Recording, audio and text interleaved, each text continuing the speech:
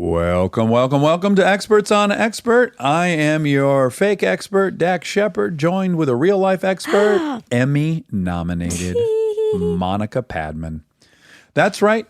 Everyone's favorite resident mouse was honored with an Emmy nomination last week. It's very exciting. I feel that I must be clear about it. Don't you dare undersell your Emmy nomination. I'm not underselling. I'm telling the specifics. Oh, okay. Daytime, creative arts, whatever. Who cares? Emmy. Yeah, and we didn't win. Well, listen, I will forever now refer to you as Emmy-nominated Monica Padman. Well, thank you. I think I'll on take stage I'll introduce you as oh, wow. Emmy-nominated. You will until the day you die. You have a moniker now that'll last until the day you're on your deathbed in 4 years from now. When you kill me? Emmy-nominated. In fact, have you thought about your headstone maybe saying Emmy-nominated Monica Padman? I'm probably going to get cremated. Could you get like a headstone, just dump the ashes in the dirt? Sure, if you'd like that. Do you have to have a casket in front of that headstone? I don't know. Listen, I don't want to be buried either. Yeah. I want to be burnt. Yeah. I want to be char-broiled. Crisp. Yes, like a Burger King hamburger.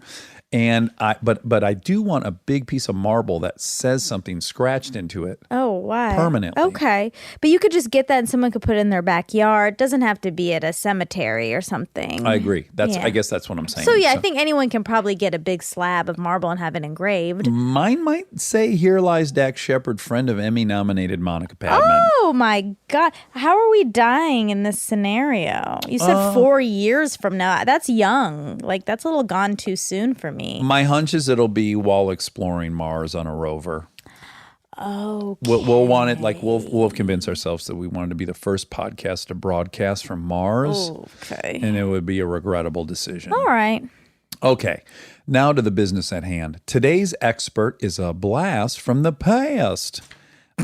Bill Nye the Science Guy. I say that because in your childhood, you consumed Bill Nye the Science Guy. I was a little old for it, but I certainly know Bill. Of course. I love what he did. Yeah. He brought science into the classroom, into masses. the living room. He got a whole generation of kids on fire for science. It's so darn cool. It is. You're going to love him. Also, reminder, tomorrow morning, 10 a.m. local time, tickets go on sale for Detroit, for Cleveland, for Chicago, for Minneapolis.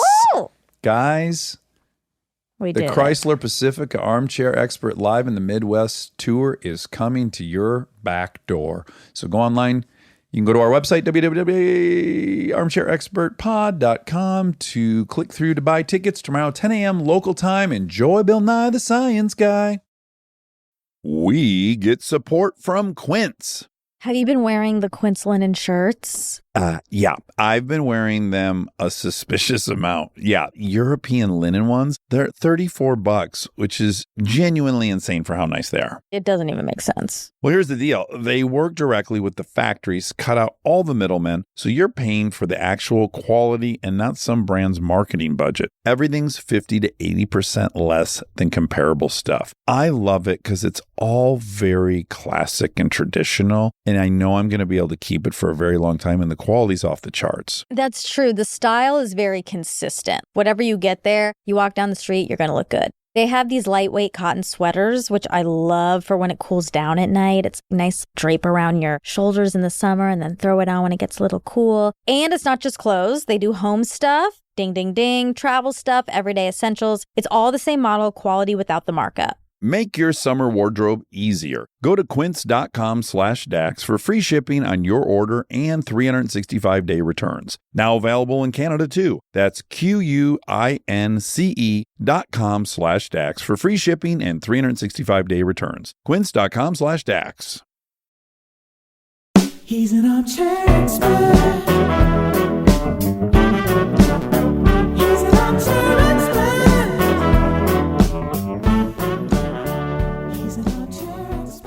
So Bill Nye, yes, formerly known as the Science Guy. No, I still am. Yes, of I course. own the copyright. Trademark. Trademark. Always known as. What do you the mean? Science Oh wow! Guy. Well, it is a wow.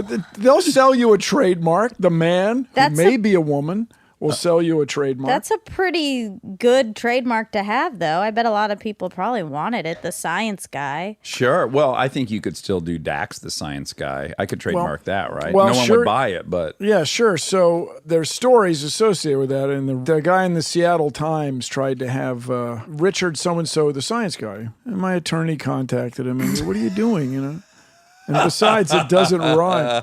okay, so I want to talk about you grew up in D.C., our nation's capital. Yes. Yeah, and your mom and dad are incredibly interesting. Well, I'm glad you think so. I did, but that was where I grew up. Yeah, but highly unique stories. Dad is working on an airstrip.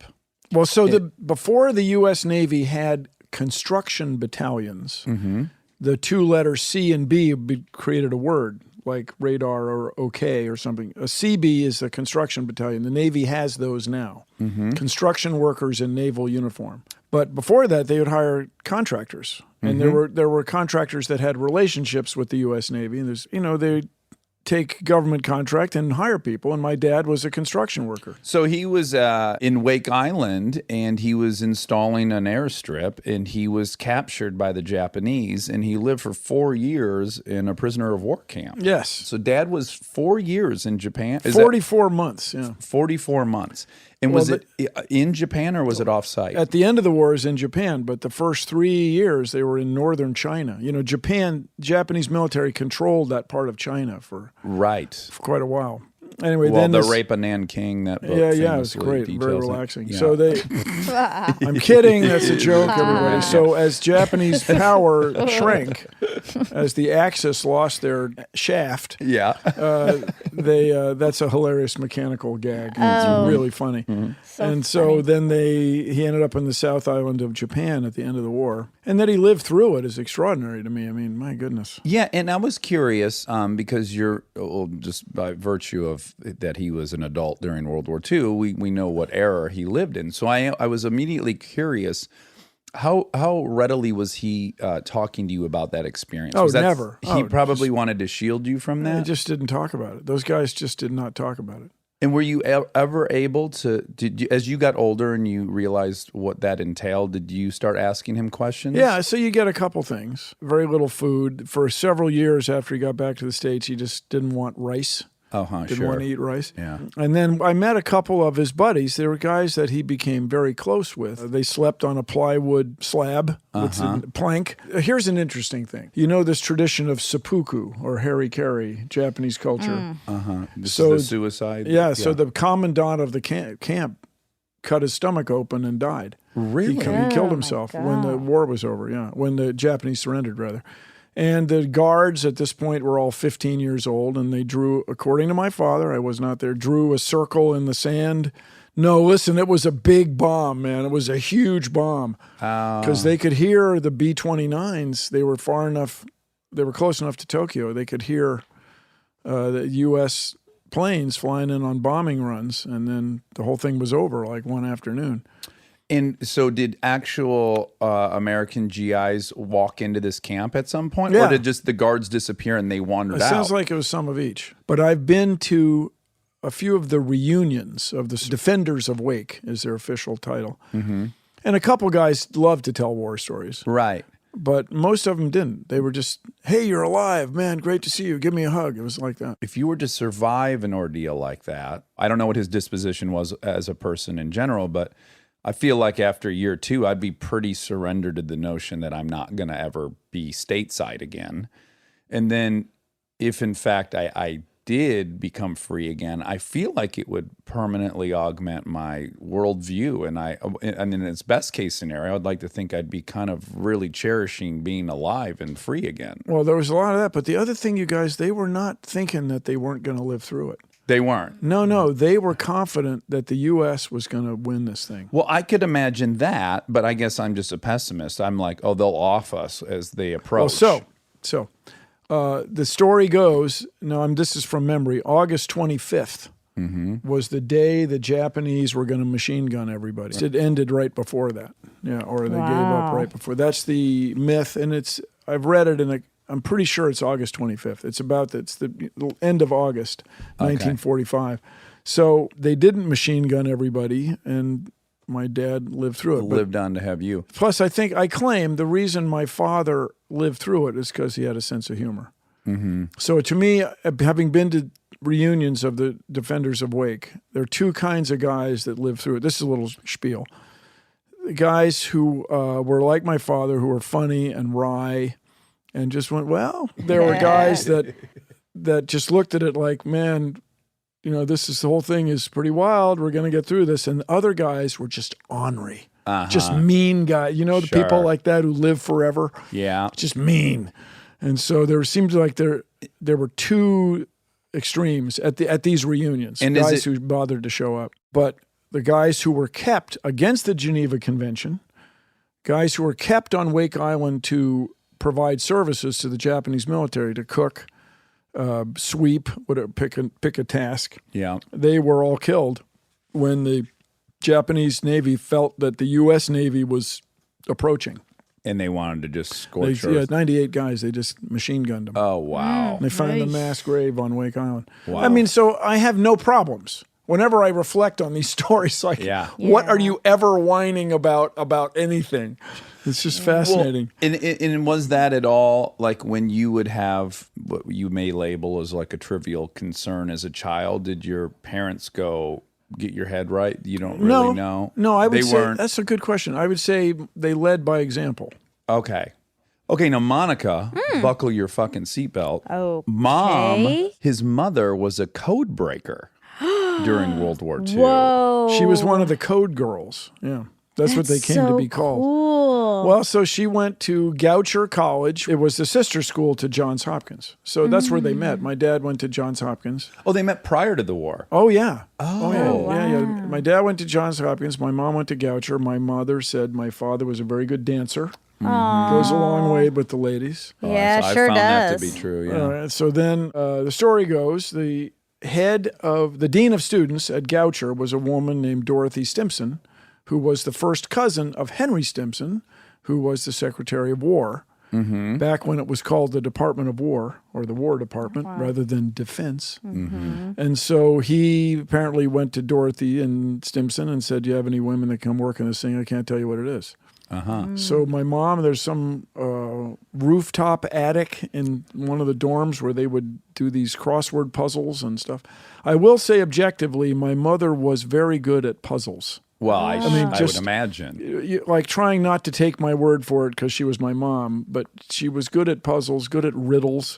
She was in Mensa. Do you remember that? Mensa? Oh, Mensa, that was a fad. Sure. Yeah, she was good People at like to like print that on their license plate. It's a which big is always deal. a vomitous thing. Well, I don't think so. people are as into it as they once were. They weren't. In the 80s, it was a really popular thing. I think it's impressive, yeah. But anyway, she got a master's degree and she got a doctorate. I'm sorry, I got to pause you. So yes, it's impressive. It's a very weird thing to brag about because it's largely your genetics and your family that read to you. So it's really nothing for you to take credit for. Well, people take credit for their intelligence it's not like all someone the time. started at a 110 and worked their way up to a 150 IQ. In that event, yes, they should brag, but we've not seen anyone decide to change their IQ with any success. So I think what happened, my mother was a woman executive in a man's world, and this was a credential. Yeah. Hey, bitches, I'm in Mensa. You got a problem with that? Because I'll give you a problem. Right. Yeah, it was a stamp of... that's why I think motivated her. Yeah.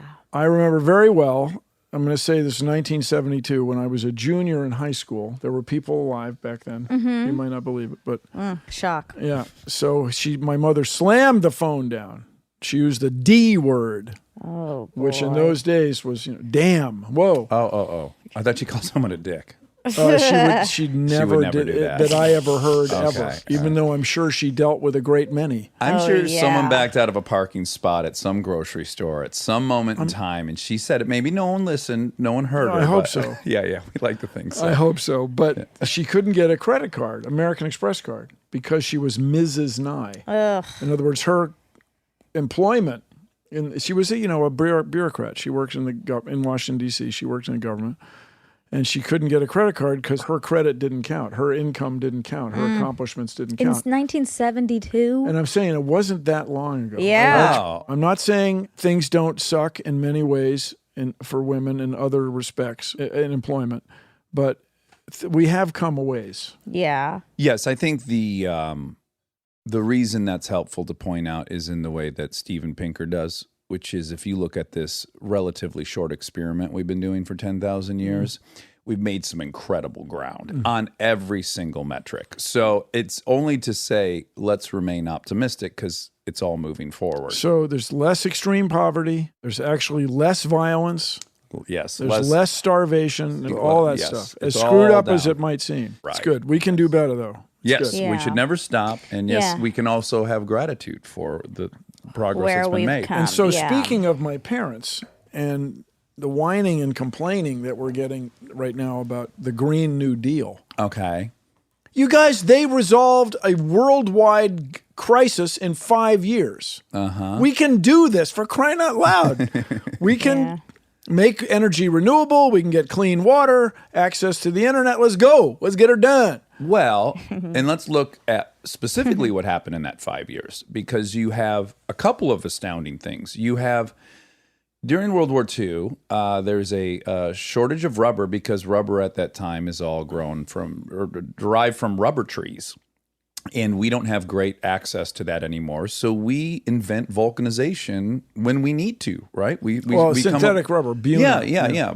Petroleum-based rubber, which that was unimaginable in 1938. That's it. We had to do it.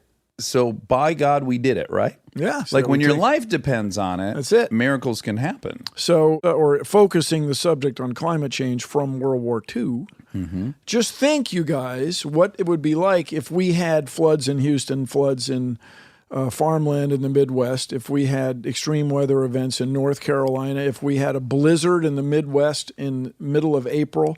Just think if all that was fires in California and floods. If we had no idea what was going on. Just think how troubling that would be. Yeah. But no, we know it's humans with the carbon dioxide and the thing and the stuff and the problems. And do you have siblings? Yes, How many? 2.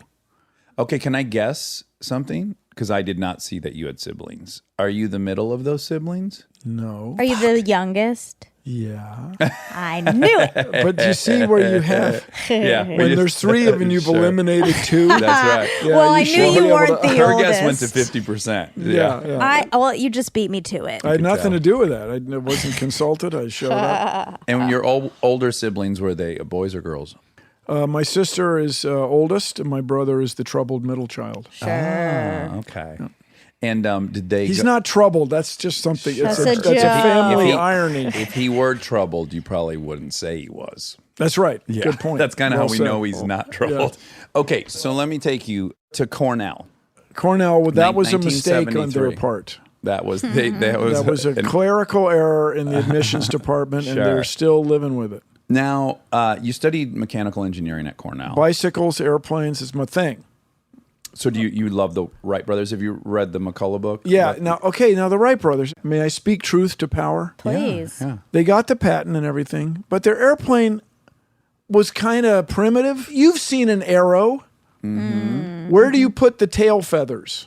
In the front? You put them in the back. Sure. So people in France, especially, were going way ahead. We still have the words fuselage, aileron, empennage, longeron. These are all French words because they were, hey, let's put the tail feathers in the back. The Wright brothers, well, we got it working. We got it working. We're flying around. We're showing off. But their planes really were hard to fly. Well, so you read that book, the McCullough Yeah, it's book. good. Those guys were dint of hard work. Well, what's so amazing about it is that they survived. Yeah. That's the most thing. They when killed you're the guy. reading- Who's the guy they killed from the War Department? Oh, They I were don't giving know him a about that. ride and he crashed. Yeah. Oh, I don't And feel like I Wilbur- remember that. Wilbur lived through it and so on and so on. But they crashed, Monica, dozens of times. They didn't know Sure. what they were doing. They were taking off from sand dunes. They were getting maybe a quarter mile, and they crashed, and they get a half mile, then a Yeah. mile, then they flew for 17 minutes, and that was the thing. But, and they're gaining altitude the whole time, and they're just crashing all the time, and they just lived. I mean, that's the most astounding thing of that whole story. It really is. But more power to them. And I'm very happy that North Carolina says, First in flight. and Ohio says birthplace of flight. Yeah. Or do I interchange those? No, you got that right. North Carolina's first in flight. We just went through the state slogans yesterday by weird coincidence. Of course you did. Yeah. Normal thing to do. If you were curious about any of them, just ask. But while you were there, you actually had a very unique opportunity to take astronomy with Carl Sagan. Yes. That's like changed my life. Bill Gates living next to the library with a mainframe. Yes. Yes, this is a very auspicious. Well, just stuff happens. But, understand there were hundreds, thousands of people who took Carl Sagan's classes. But he had a huge effect on me. Wow, yes. So I finished my mechanical engineering requirements, and then I took a freshman astronomy course as a senior. So one of my very favorite classes in college was astronomy. And Right I'm curious if we have a similar reason of why it was so fascinating.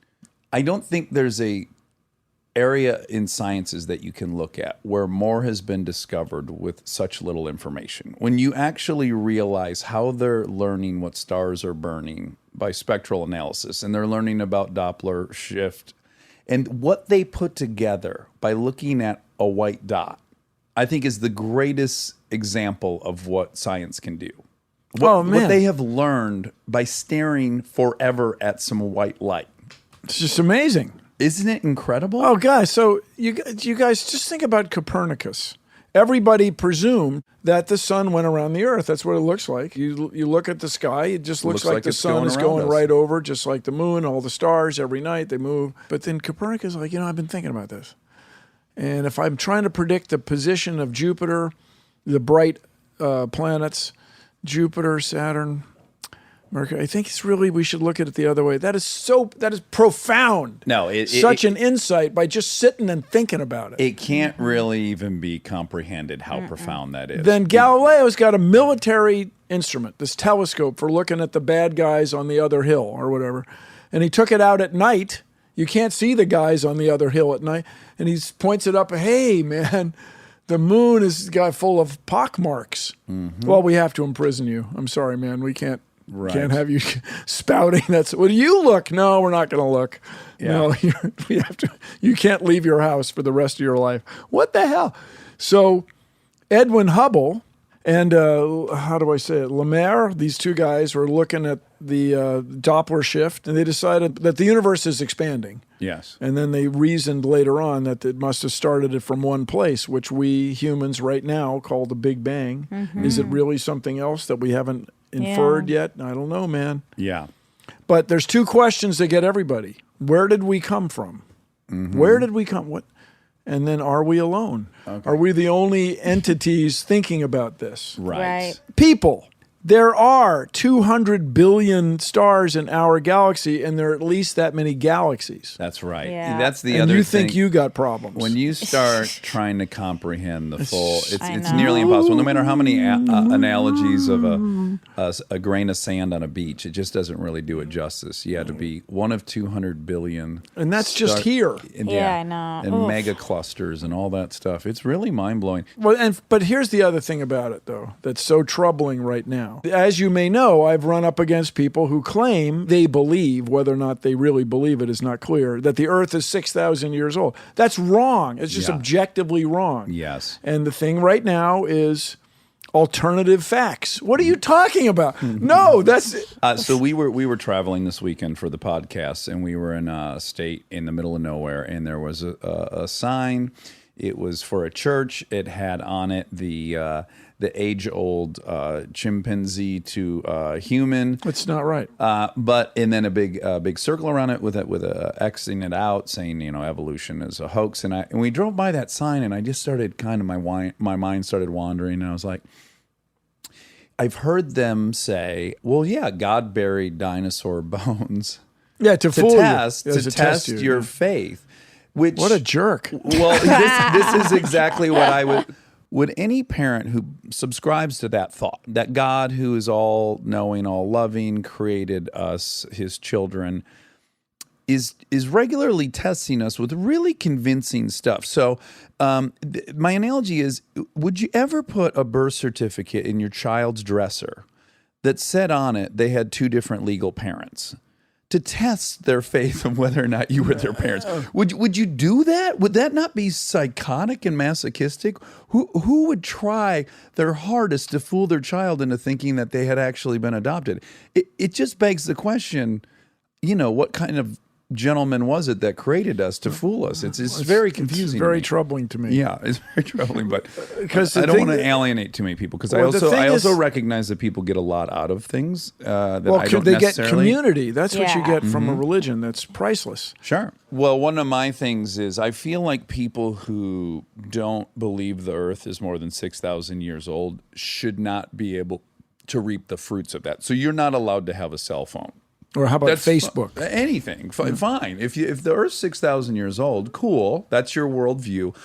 Unfortunately, in your worldview, science isn't real and your fucking iPhone doesn't work. So you can't use it. You can't get in a car. Internal combustion engine is not going to work. But no, you don't get it all. You don't get to deny it while actually using it. But keep in mind, or at least wear a shirt that says I'm a hypocrite. Keep in mind that there are things that I believe, and I'm pretty sure all of us believe, that are wrong. Oh, absolutely. Yeah. And so we just don't know what those things are right now. I think about dark energy and dark matter. So we don't know what those are right now. Right. And then I think about my grandparents who grew up really with no knowledge or understanding of relativity until nuclear weapons were set off and nuclear fission and whatever. So I'll bet you in the next century, people will figure out what dark matter and dark energy is, and there'll be some crazy, amazing technological advancement as a result of it. Yeah. So I went and got a PET scan, positron emission tomography. People didn't know that there were positrons until pretty recently. Just think what else we don't know. And as former government employee and President Barack Obama remarked, if you couldn't control where you would be born on the earth, but you could control when. This is the time you'd want to be born. As much as you might think things suck, they suck less than they ever have in history, as we started talking about early on. Although as a car nut, I do kind of maybe think in the 50s, so I could have owned those muscle cars right as they were in the showroom floor. Well, now you can get a Tesla. You just don't need that. In fact, one of the three great inefficiencies of internal combustion engines is accelerating to get on the freeway. So we have to have engines big enough in our cars to enable us to go from 0 to highway speed in a few seconds. The other two inefficiencies are when you go downhill, you don't get any of that energy back. And then at a stoplight, you're sitting there, the giant engine's running just to run your CD player or listen to your podcast. CD may be an older reference to run your digital medium. These are inherent inefficiencies in internal combustion engines. The stop sign, downhill, accelerating onto the freeway. For those of you, what are we talking about? That's right, people. Second law of thermodynamics. The best you're going to do under perfect conditions is like 70%. You're going to lose 30%. You can't beat it. It sucks. And then all the mechanical friction in conventional cars, you get down to about 30% efficiency. 70% of the energy just goes out to the universe as heat. We can do better, people. Yeah. We can do this. Yeah. It's not magic. It's Monica. It's science. Science. Okay, math. You leave Cornell and you go to work for Boeing in 1977. You were recruited. Were you apprehensive about moving all the way from one Washington to the other Washington? I was excited. Okay. What kind of guy were you in high school? Did you? It's the same thing. No, tell me. I don't know. No, I mean, I was a clown. I was a nerd. You did well though in school. I did well enough. I had a very good physics teacher. Okay. Mr. Lang. I still am in emailical touch with him. I took, this was in the early days. I took the physics AP exam. I think I took it the second year it existed. And it was this new thing. And I guess I did okay on it. Did you get a 5? We were just talking about AP exams the other day. I don't think I got a 5. I think I got a 4. Well, you only need to get a 3 as it turns out. I told him that, and he was appalled. I was. 60%? That seems a little low. Well, so whatever, as I have argued, I believe it was a clerical error in the admissions department. And then I showed up, and now what are we going to do with him? Well, you go to Boeing, right? I was recruited. You were recruited. You've made that abundantly No, but clear. Here's what I'm saying. Yes, tell me. When you get an engineering degree, This is a choice I made. I went to college with a purpose. And so I got a job, and yes, I had student loans, but one thing led to another, and I paid them off. And, it's just, we have to reckon our relationship with college. In what fashion? We want... I don't know what side of the argument you're on. Well, I'm on both sides. Okay. That just who's the most employable, by my understanding, and I don't have the data with me, bust my chops, but the most employable liberal arts major is philosophy. Apparently, philosophy majors are flexible and can take that's any role. because they go to law school for the most part. Oh, really? A lot of them That's do, a pretty heavy transfer. That poli-sci and history. Yeah. But you're school. saying if you want to get a job out of college, do something that will allow you to get a job out of college. Just don't eliminate it. Right. I Right. gotcha. I Yes. gotcha. Don't think So that's a bad Like thing. he got recruited because he came out as an engineer. He got a skill that was actually Correct. valued. You're and- speaking I my did- dad's language I like did crazy. I did homework problems for a living. Yeah. Right. Stay tuned for more Armchair Expert, if you dare.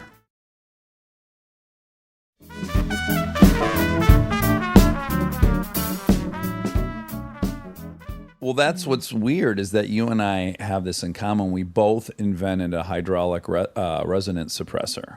For a horizontal stabilizer? Yeah. Yeah. Isn't that weird, Monica? I didn't like, really- How often when two people get together who both have invented He invented a the hydraulic same resonance? You guys, I gotta invent is a sort of overstatement. Okay. I lobbied for one. Okay. So it's an old trick. The hydraulic line had a vibration in it, which was a pressure wave, just exactly like the wave that a clarinet makes in the air when you whistle. But it's in hydraulic fluid, and the speed of sound in hydraulic fluid is quite high. But there were a couple big airliners have test pilots, and there was one pilot that just didn't like it. Didn't like this vibration in the yoke. It's called the steering wheel, and so they kind of let it go for a long time, and the vibration didn't show up on every plane. But what you do is you rig a bayou, an oxbow, as we say in river systems, how to say, like the shape of the capital letter D, Okay. so that one wave shows up exactly out of phase with the other wave, and they cancel out. Not Right. completely, not at all frequencies, but enough where it went, and the pilot thought, this is great.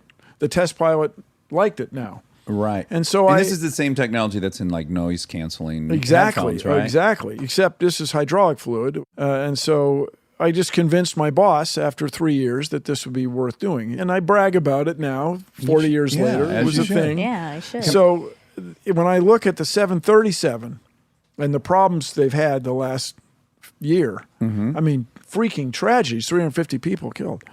That is the horizontal stabilizer bit being controlled by an automated system that it sounds to me like they didn't have enough redundancy at Boeing. Not enough redundancy in a Meaning- flight critical system. What's going on? Meaning one thing can fail, there's a secondary. and Yeah, then a all third. the time. Right. Two backups all the time. So in a plane crash, it is never one thing.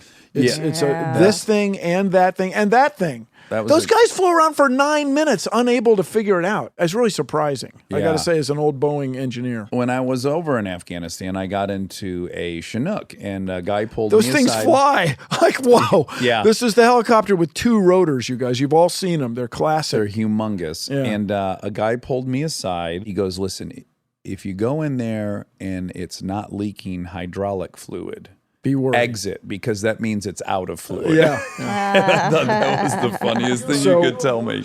Along this line, a trick in keeping a seal lasting a long time, a gasket, a rubber thing, is to let it leak a little. Well, because then it's got oil Yeah, around yeah. it, right? That's sort of a trick. So, Yeah, and you would already know this, but what's interesting about those is I the might not biggest. know it. It's the biggest, heaviest helicopter out there in Yeah. the military, but it's the fastest. Oh, Because- really? Yes, because and often they'll be flying with Chinooks and they'll have a Black Hawk or and they have to radio to slow down. And in fact, that happened to us on our thing because, and the reason being, which you would already know, which is super interesting about a helicopter, is that because the helicopter rotor is wings. It's 2 or 4 wings that are spinning. The prop on the starboard side of the aircraft has forward air coming at it.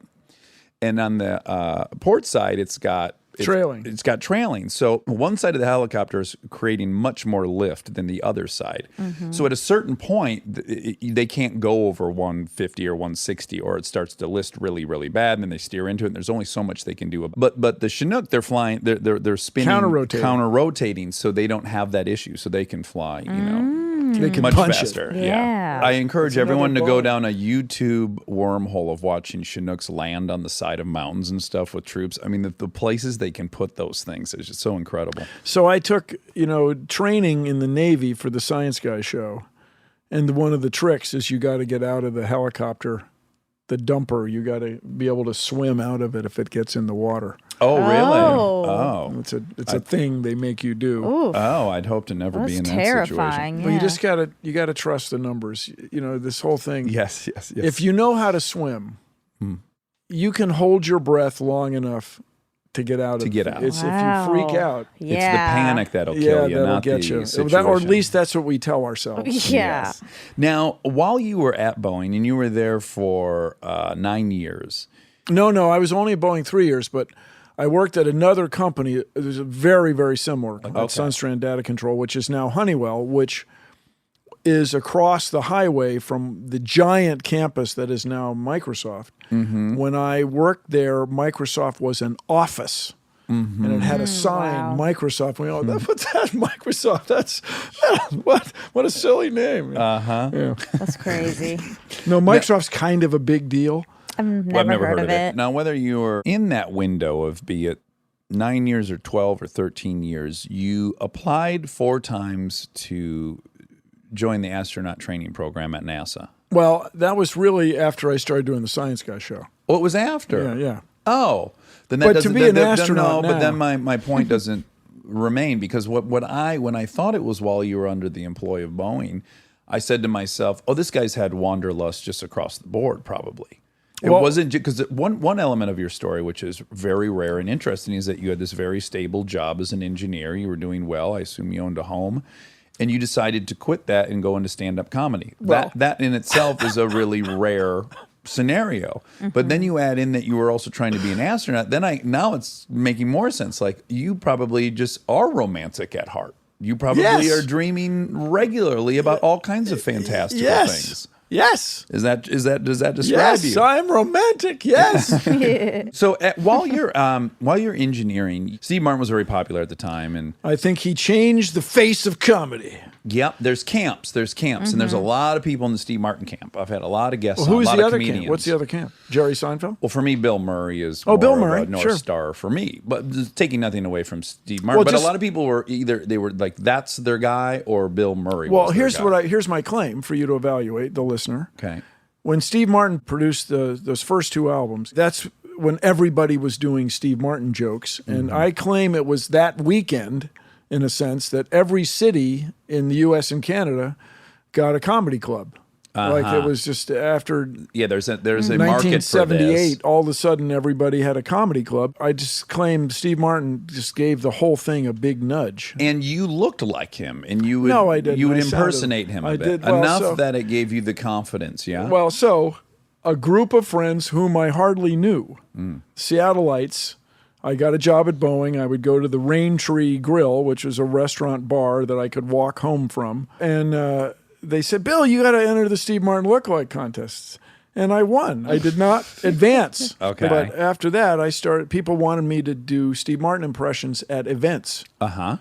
And so I would do that a little bit, but then you want to have your own voice. Yes, of course. Yeah. And so I met these This guys. is the famous paradigm shift for Jim Carrey, as most of his stand-up career was based on impersonations, and then he realized, I want to be someone people impersonate at some point. Wait a minute. Yeah. I'm going to turn the tables on those people. That's right.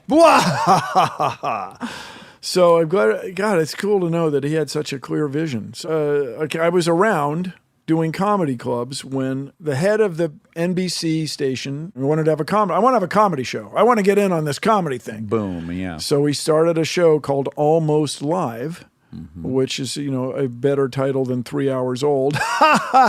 So I would meet the guys who wrote for that show at open mics. And they eventually, Ross Schaefer said, why don't you submit some jokes? So I started doing that 1984. And then eventually I quit my job, October 3rd, 1986. Now that decision, how rife with fear was that? Oh, man. So I had what I called the end of the world money at $5,000. And I figured if I didn't change anything about my life, if I kept making car payments, mortgage payments, I would make it for 6 months. And then I would decide. So speaking of... Not a huge window to become successful in entertainment.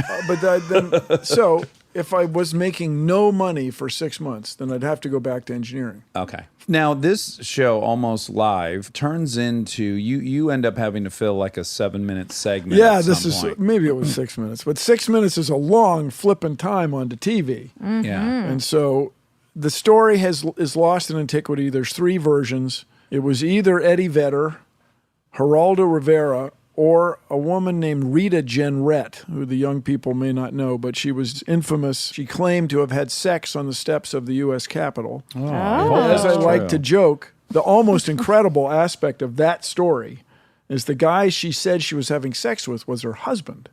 I mean, that's just... That is highly It's implausible. just can't happen. No, that kind of sex only happens during the courtship. Yeah. I mean, married people you will don't not have sex, do they? I mean, that's soon find my wife and I anywhere public. Those days are probably... Can't hear you. And so, anyway, somebody didn't show up. Ross Schaefer, who's still a dear friend of mine, was sitting there musing, and he said, Bill, you could be like Bill Nye the Science Guy or something.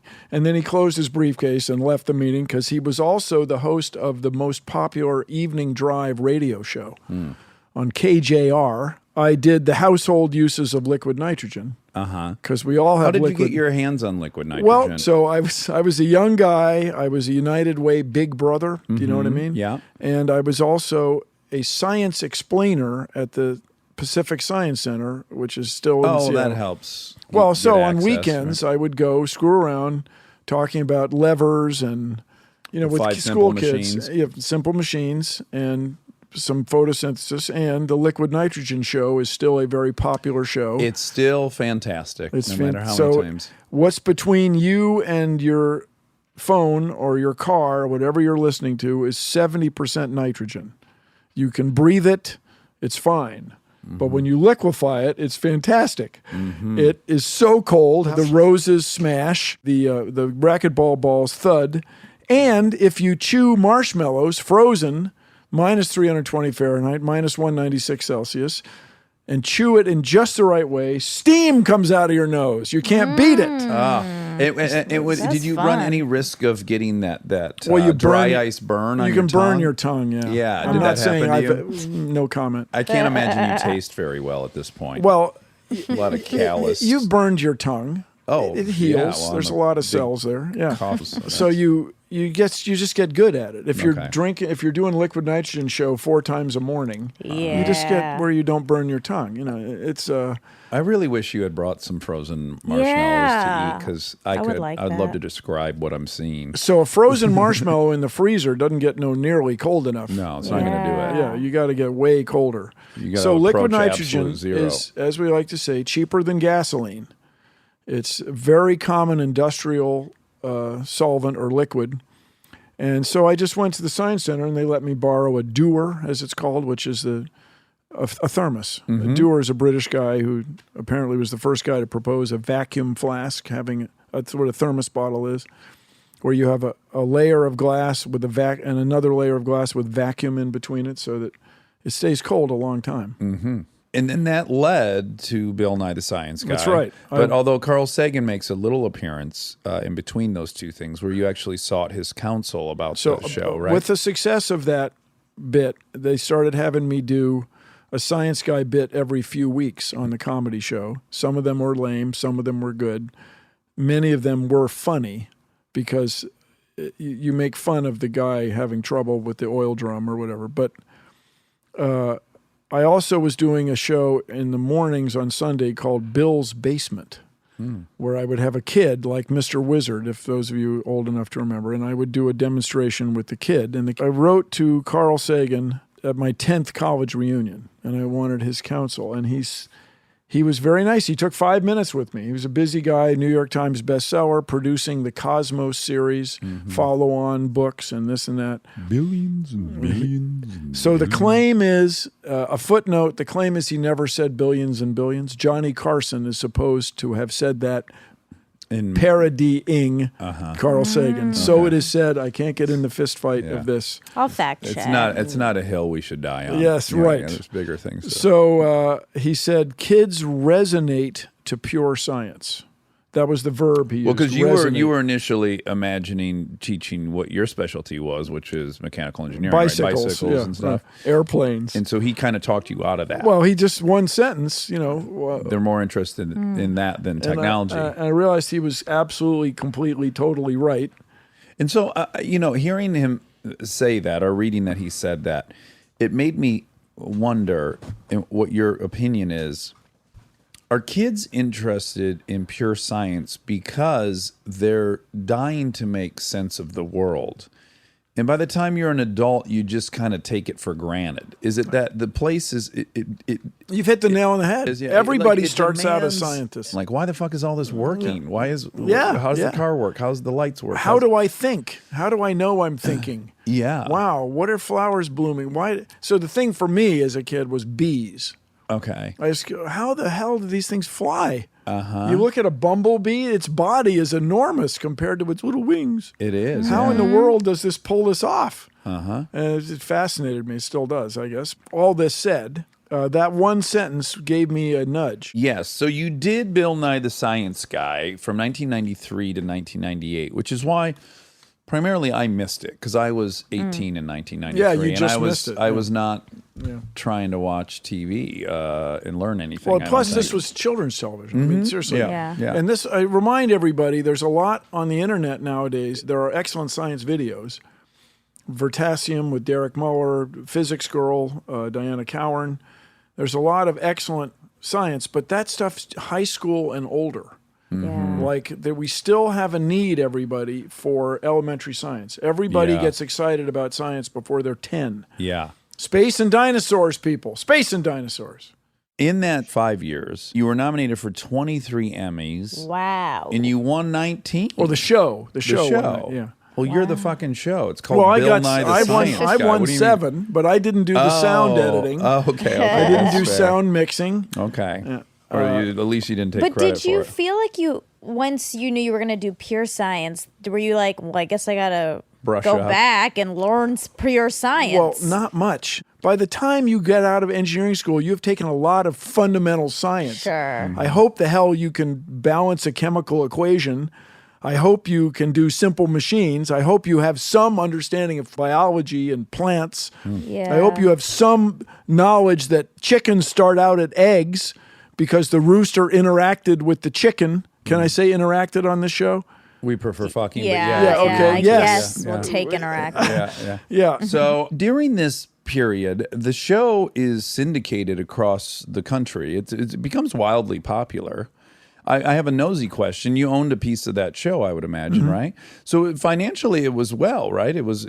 Well, I was able to. Well, for me, I was Yeah. able to buy a car with cash. That's I bought a liberating, Honda isn't it? Accord station wagon with cash. I love that car. Yeah, well, it was a great car, I love wagons. and it had a stick shift, which I grew up with. It was big fun. What is it like to be up in Seattle and doing local comedy clubs and doing a public access show and all this, and then becoming kind of a national? It's weird. Right? Is it? It's cool. Because by the way, it's unconventional in that you were supposed to move to Hollywood or New York City to do that. So the fact that you did that in Washington adds a layer, I think, to the bizarreness of it. Well, but it also this was the blurse, the blessing and the curse. So because we were in a backwater of Seattle's the 13th market or so, maybe it's 12th now, but that it enabled us. It just gave us freedom. Right. There's an ad going on right now with Dennis Quaid where he's driving and a guy goes by and the other guy's driving, and it turns out they're on trailers. Yes. One guy's backwards at one point. So on the Science Guy show, we were not on trailers. It's me driving a car on Route 99. Yeah. Hollywood would never permit such a thing. Yes. Then there's me driving the grass car, which is a very popular sequence on the plant show. These very creative guys stapled carpeting to a Cadillac they bought at a junkyard. And one guy this is a Northwest thing, was getting his lawn sprayed. So a crew shows up and they spray a mixture of seed and fertilizer onto the lawn. So they sprayed it onto this carpeting with fluorescent lights in the guy's garage for a week, and grass grew. But it's me driving along talking about the grass car. I'm not on a trailer. That's me driving a car. And there's other cars, and you just got a deal. And so I mention it as an example, and the notorious example that I've mentioned several times. These Disney executives came to Seattle to see what the problem was. What's the problem? Why was your last tape delivery 3 days late? And they send these executives, and they walk into the set, and they see the problem immediately. Why did you guys run brick? Why'd you run brick up that high, 2 stories? And it took me a couple beats. They didn't realize that the wall that looks like styrofoam brick was a brick wall. Okay. They thought we had glued artificial brick to some warehouse. But it just hadn't occurred to them. And they were embarrassed. I mean, they went up and touched it. And it was cold to the touch. And so, in other words, it had limited oversight. But then there's other things. You were constrained. We did it on a budget. And I think you can see when you watch the show, part of its charm was you have anything. You just put yellow and black safety tape on it, and it becomes a thing of science. Like if you had an iPhone and you put yellow and black tape on the back, it would be an iPhone of science. And so there was just plywood and raw wood that was of science, because that was just, we didn't have, big prop. We had a fantastic props department. In fact, the guy, Bill Sleeth, went on to be I guess he's head designer of Starbucks. When you go into a Starbucks, all the arrangement of, But there was a limited budget, and so that's part of the charm of the show was just, let's just do this. Now, what is it doing to your love life? Oh, well. It's improving it, yeah? It did two things. Okay. I broke up with one woman because I felt I was so busy. Then I broke up with another woman because I felt I was so busy. And, so I never had kids. I never got married at that time, the logical time to do that.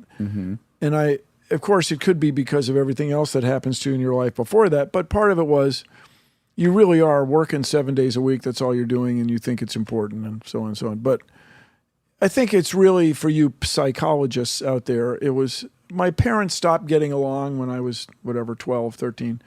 And that's probably why I never got married. But you hadn't had an example of a relationship that you were successful striving to replicate. Anyway, but this I used as an excuse not to get married. So the love life was, it's just put on hold. It was put on hold. Yeah. But clearly you had fans now. There were people that were probably very interested in you that in the past had not been interested in you. Well, that's an exciting revelation for a human to experience, right? You're pretty locked into whatever your appeal is. But it was, at first, I was not comfortable being famous. Whereas now, of course. Sure. You can't imagine not being. Oh, of course. So here's what I found. Speaking of Starbucks. See, like if you're not well known, latte is like $4.50. Okay. But if you're famous, it's $4.50. It's fantastic. In other words, no, it is of no value. So but I was really looking for the riddle. So there's no riddle. It doesn't help you. It's the same. So, and then I'll tell you the difference. They immediately smile when they see you ordering your latte, because it's exciting. I'm aware, I check the privilege I have is that I'm seen generally in life, I move through life seeing people excited which is a very rare. Yeah, that's it's right. a total No, gift. you're right. Someone's actually excited to I still help can't- me do the thing that they probably hate doing all day long. And I think, what a gift. This is like what you would dream everyone would experience. It's like people are happy to see you. That's rare. Yeah. Yeah. But I think there's I sense there are people waiting for me to screw up also. Oh, sure. Well, it certainly makes one self-conscious. So whatever your own natural predilections are, once you become self-conscious, they start kind of, yeah. So why did the show end? I mean, we did 100 shows. Okay. Everybody was tired. Okay. And then part of the reason the show came into existence really was what's called the Children's Television Act. And Tipper Gore, Al Gore's wife at the time, was a big supporter of this. There was a time when you were not allowed to have your television station, which was a license to print money, unless you had 3 hours of educational programming every week. So our show was created at this moment in television history where it had the automatic support. Yeah. Anyway, so after they had success, they weren't there pushing to make more shows. Okay. How to say, 100 shows was enough. Okay. And everybody was pretty, Uncle Were Bill. you ready to move on? Oh, yeah, I was tired. And You were. Jim and Aaron were tired. Everybody was tired. And what did you think at that moment? Because this is another moment like leaving Boeing, basically. Well, I remember leaning against one of the pillars. Those, if you've ever seen the show, there are these wooden pillars that hold up the roof of the building. Mm-hmm. Like, it's over now. What am I going to do now? What's next, man? And there were years tied to that where people presumed I was a kid show host. Uh-huh. It reminds me, at least when I was in college, when your finals are over. Mm-hmm. And, okay, now what? What do I do now? Yeah. But then I immediately got involved in 300 other things. So You never had a moment where you were like, oh no, what now? Or did you have many of those moments? I still have those moments every day. Sure. Yeah. It's the nature of freelance-tivity. And the other thing was, what are you going to do that's as good as the Science Guy show? right. You know, Yes, it's very high bar. Yeah. What are you going to do next? I did 100 Greatest Discoveries, 100 Greatest Inventions, Stuff Happens, The Eyes of Nye, all these other shows that were okay, but Well, that's the thing that icon people... is, or the thing everybody thinks of is the Science Guy show. So here's what's going on now. There's a generation of people who watched the show who were not alive when the show was finished. That's You know, crazy. so it's the third generation of people watching the Science Guy show. It's very cool. And I say all the time, I try to get it. I try to understand what a big deal this is for people. I mean, I put my heart and soul into the thing, man. Yes. And that was the goal. You know, there's a document I talk about all the time. We call the Rules of the Road, a single page thing I created and we gave to everybody who came to work on the show. You know, it's a PBS station. We had a lot of interns. We had 100 people over the course of 5 years. We gave them this document. And the first line, it says, objective, change the world. That's at the top of the document. That's still the objective. Yeah. You know, why is it so important that we get kids interested in science? Now, I have my opinion, but I'd like to hear it from you. Well, everything, wherever you are right now, look around. Everything you can see came out of somebody's head. If you're in a room, if you're in a car, if you're on a road, even if you're hiking in the forest listening to this podcast on your mobile device, all that came from science. All that came out of some people's heads. And the people who did it understood science, respected science, knew algebra, were good at problem solving. They also accepted failure and revised their approach and made it work. That's well, by why the way, could take criticism. That's the nature of peer review and the scientific method, right? Is to be able to take on criticism without collapse or invoking some... Defend your point of view successfully. And by the way, when it's wrong, that's fine. Let me now go back to the drawing board. This is how things evolve and become better. Science is how we are able to feed 7.7 billion people. In my great-grandparents' time, they barely fed 1 billion people. Right. It's through the technology of agriculture and transportation, refrigeration. This is all a result of science. And I remind you, U.S. Constitution, Article 1, Section 8, Clause 8, Congress shall, among other things, promote the progress of science and the useful arts. So the useful arts, I believe, is an 18th century expression meaning engineering, like build architecture, sewers, Bridges was all the useful arts. Metallurgy was the useful arts. Article 1, Section 8 goes on about what we would nowadays call intellectual property, copyrights and so on. But just that they put it in there, it's freaking amazing to me. That's why we need the next gen or any generation of young people to, if not become scientists. They're going to save our asses. Yeah, what they gotta we do, right? need them. We need scientists and engineers and people, taxpayers and voters who respect it, so that we'll have these people to solve these to take care of the future. Myriad of problems we have on our plate. Stay tuned for more Armchair Expert, if you dare.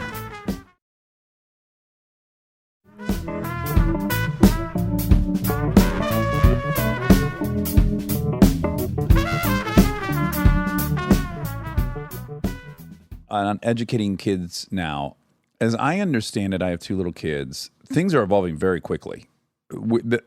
Memorizing dates and stuff is gone. You don't need to do that. Yeah, you don't need to do that, and it's just taking up area of your brain that could be dedicated to something creative. Now, my question to you is, what are you fearful will get lost in this transition? Well, the big problem we have now is what the phrase that's thrown around in science education is critical thinking. It used to be called reasoning or logic or something. Critical thinking is a fine phrase. It means evaluating evidence. So if somebody says to you the atomic number of strontium is 43. That's good. That's technetium, but 38. Okay. Yeah. That's really close. So 80% right. Oh. Well, but anyway, you can look it up, and it's probably going to be right. Right. You would trust it. If you looked up the atomic number of technetium, I think it's 43. If it's wrong, man. No, you said I said 43, then you you said said 38. 38. You're all fucked up. Well, look no, it up. strontium is 38, and rubidium is 37, obviously. But Well, duh. yeah. Oh, he said a different one when he said 43. He's right. Okay. I think it's technetium. Oh, I got you. Zirconium's 40. But anyway, we could look it up, and it would be right. But if somebody says a woman running for U.S. president has a child trafficking ring in the basement of a pizza parlor a few blocks from the White House, I hope we can get kids of the future to question that. Well, I think we need a bipartisan source. Well, we have the Congressional Budget Office, which is supposed to evaluate things in a bipartisan fashion. Yeah. Do they? So the thing we want to teach young people now is how to evaluate evidence. And it's hard. And the thing I love, the one I love, even now, I love, is the tree octopus. So you can look up the tree octopus. It's layer after web page layer about the lumberjacks who did not like the tree octopus because it interfered with their logging. And the tree octopus lives in the tree and jumps down on the fish and eats them and climbs back up the tree. There's no such thing as a tree octopus. But if you go to the internet, it sure looks like it. And so this is still an excellent exercise for people of all ages. Just when you find something on the internet, it may not be true. Yeah. Keep that in mind. So you got to figure a way to sort it out. Odds are it's not. When Well, you look at the vast volume of it, there's probably a higher percentage chance that it's not. Well, it depends what it is. That's what I'm Yeah. saying. If you say, who was the 41st president of the United States, that's probably not wrong. Right. Who was the right. president of Mexico 10 years ago, that's probably not wrong. President Fox? Yes, that's right. Yeah. But if you asked me Fox's first name, I'd really have to think hard. Vicente? It sounds right. Yeah. I don't know. But we could look it up. Yeah, and it yeah, would probably be right. Yeah. But this other information, and especially when you have people deliberately trying to mislead people, this is what the fossil State fuel agencies. what the fossil fuel industry is doing with climate change. Well, that's hard, man. You got to be good at it. okay, so with our last two, well, no, I got to ask this. I read it, and I know you won't enjoy this, but it has such a comedic angle. You got married in 2006. Not quite. Well, you got it annulled, right? No, it wasn't even a marriage because the certificate was not. The paperwork was not properly filled out. Okay, This is. I won't call it a sore spot, but you attempted to technically, get I was married. never married. And I Okay. tell everybody there were 6 weeks. I was really happy. Okay. Monica needs to know this. Have you ever seen the Blue Angels? Oh, sure. Yeah. So, what's everybody's favorite?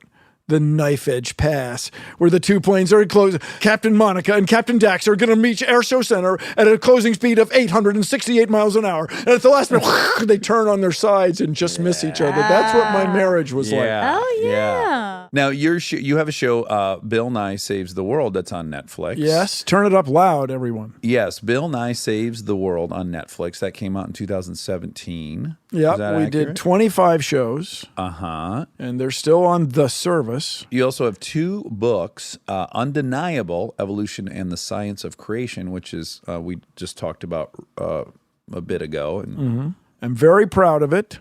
Good. In this book, I take the controversial step of asserting that viruses should be their own domain of life. Oh, wow. Then, unstoppable is how the next generation is going to use science to provide clean water, renewable electricity, access to the internet for everybody in the whole world. And don't forget the third book, Everything All at Once, which is how we have to solve these problems. Everything all at once. Okay, put my objection to global warming to bed, okay? I'm going to be a foil for you. Yes, Aren't thank you goodness. excited? Yes, trays excite them all. Here are a couple of my issues with it. I do not, on any level, deny that global warming's happening. Good, thank you. Okay. Or, thank goodness.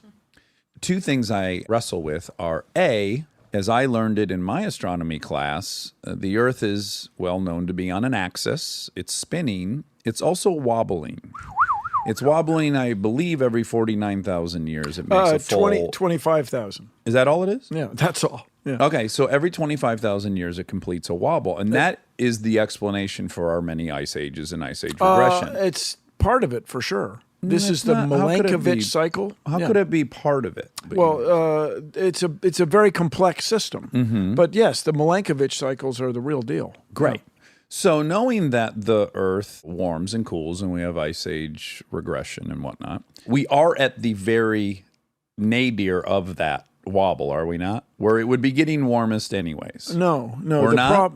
The problem is not that the world wasn't once warmer, not that it wasn't much colder at one time, not that in ancient dinosaur times, if they kept clocks the way we do, the day was only 18 hours and there were over 1,000 parts per million of carbon dioxide. That's not the issue. Okay. The issue is the rate at which things are changing.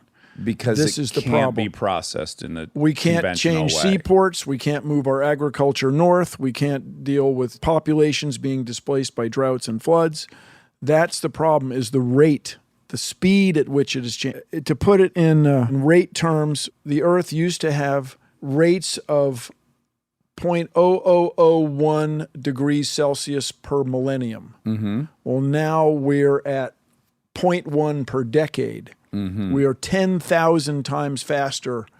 If I got my digits right, we're 10,000 times faster than ever in history, with the one exception, perhaps, of an asteroid impact. That would make a very fast climate change. Yes, and get cool in a hurry. And change things radically. So it's the rate. It's the rate. Okay, good. So that's heard, accepted. My next thing. Methane warms the atmosphere at 23 times the rate that carbon does. Yeah. The main culprits for methane production are the Everglades, swampland, trees are emitting methane. Oh, tiny amounts. But methane's important. Well, I just want to say, though, that we are hyper-focused on carbon. Yeah. But my own issue is methane is far more the culprit. No, the reason everybody's focused on carbon dioxide, Dax, Okay. is because there's so much more of it. Methane's a very serious problem. I'll grant you, yes, for sure. But there's so much more carbon dioxide. It is, after water vapor, it is the big driver for keeping the Earth warm and making it get warmer. But methane's a concern, no question.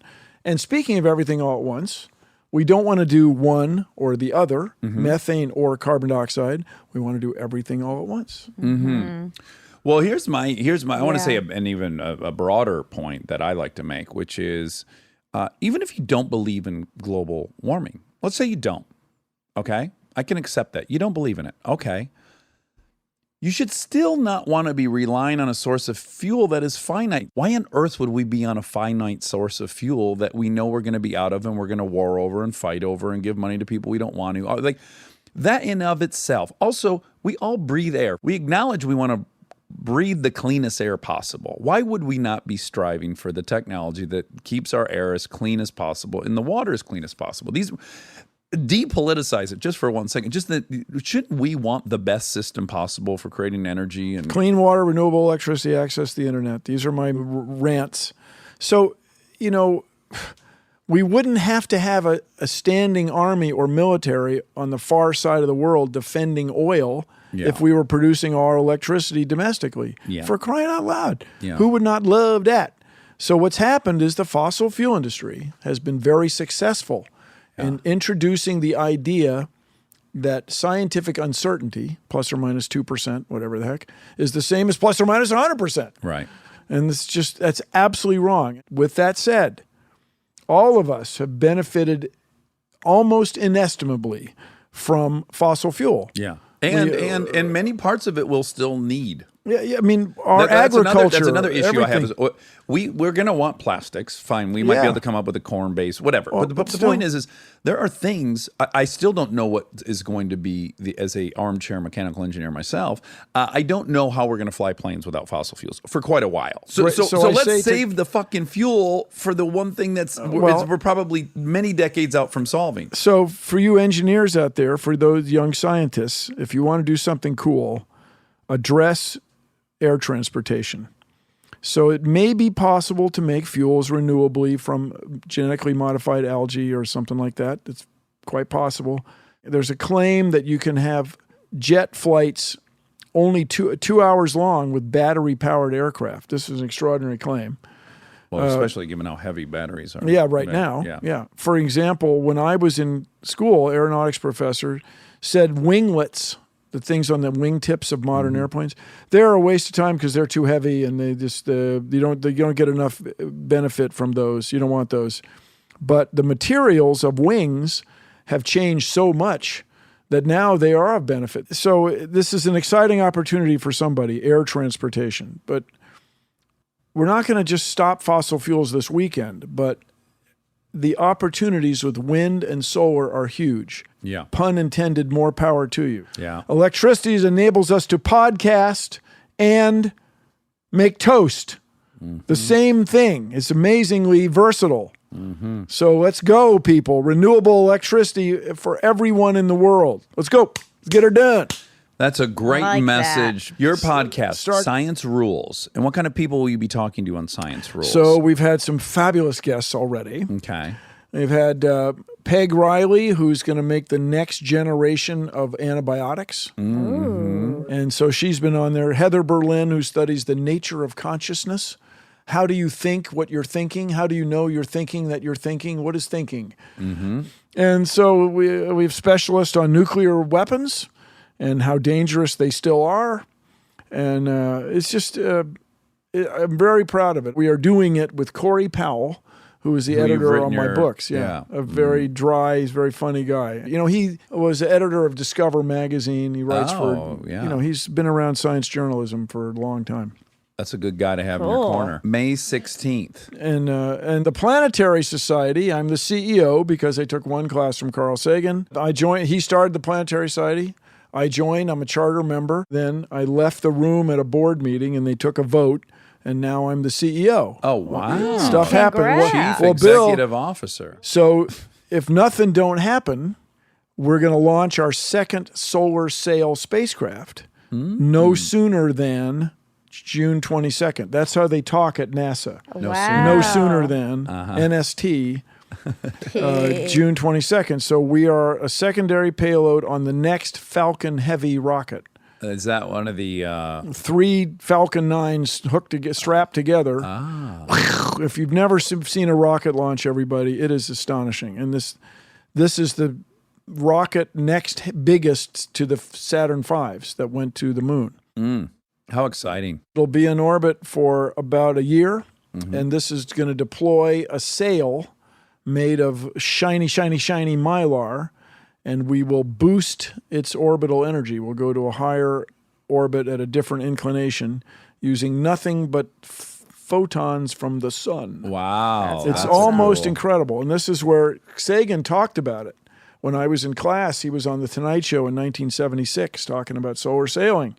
And now we're fulfilling his dream. Wow. That's So awesome. check us out at planetary.org. It's 60,000 members like you around the world who think space exploration is cool. Mm-hmm. And we are doing this to, as the modern verb is, democratize space. More people can participate in spaceflight and make discoveries which change the course of human history. Well, I know you did a great Steve Martin impersonation when you were younger. It was but good it's been enough. taking me 2 hours to figure it out, but I got it at the last second. Whose voice you are identical to? Do you know who The poor it is? guy. John McEnroe. It's unfucking canny. The poor guy. I don't. I wish Any you- car. Yeah. I can pick any car. Yes! I was going to say, take us out with saying, are you blind? That ball was in! The guy, but he was a good player. But what a character. He man. was. Bill Nye the Science Guy. Thank you Thanks so for dedicating much, your guys. life Monica, Dax, to thank you. helping young kids get on fire Yeah. for science. I sure hope my girls end up with an appetite Oh, for they it. will. Yeah. All kids. How old are they? 4 and 6. Oh, these are my people. Yeah. Yeah. No, everybody when it's 4 or 6 loves science. Dinosaurs in space. Dad, where did we come from? Are we Yo. alone in the universe? I've been answering that question a And lot. if I can leave you with this, we are made of the stuff, of the dust of exploded stars. Mm-hmm. This has been proven through scientific discovery of the last few centuries. So you and I, everybody, we are one way that the universe is knowing itself.